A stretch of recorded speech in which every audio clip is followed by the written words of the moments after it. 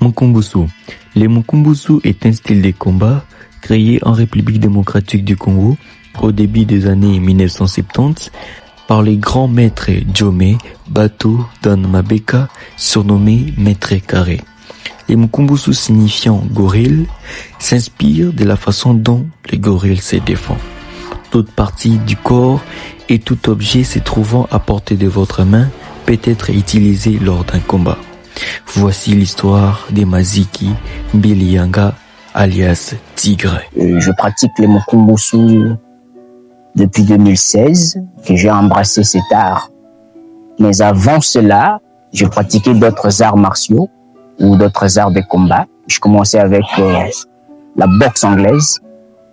Mais il y avait toujours cette envie-là en moi d'embrasser d'autres arts de combat, faire d'autres découvertes. Alors, j'ai rencontré le Mukumbusu au travers de mon père, à qui j'ai rendu un vivant hommage.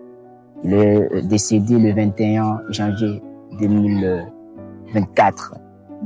C'est à travers mon père que j'ai rencontré mon Sobakilandi. Sobakilandi, c'est comme ça que nous appelons le grand maître dans notre discipline, Mukumbusu. Le premier jour de mon entraînement, étant que Mukumbusu, parce qu'à ce moment-là, je n'étais pas un Mukumbusu. Mukumbusu, c'est gorille. Là, j'étais encore un singe. Et c'était vraiment bon. Je garde encore des souvenirs. Je n'ai pas pu boxer parce que la personne avec qui je battais à ce moment-là avait déjà des combines. Elle mélangeait d'autres arts de combat. Alors que moi, je connaissais seulement la boxe anglaise que je maîtrisais un peu bien. Et c'était un peu difficile pour moi de s'en sortir ce jour-là. Et je garde toujours ces souvenirs. Tigre, c'est un nom, un surnom qui m'a été donné.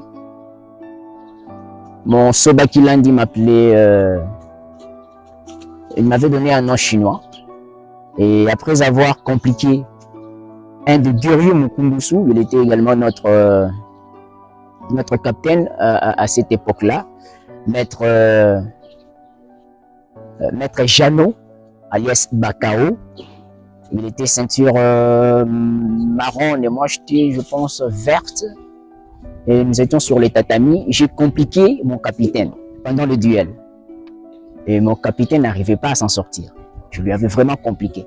C'était à ce moment-là, un maître, un soba, m'a dit « Ah, petit, dès ce jour, tu me plais, celui-là.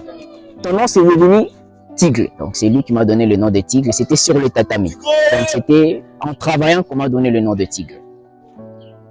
C'est un art que j'aime bien. Et aujourd'hui, je suis ceinture marron. Je pense peut-être dans quelques semaines ou un mois, je serai déjà ceinture noire. Chez nous, la ceinture n'a pas vraiment...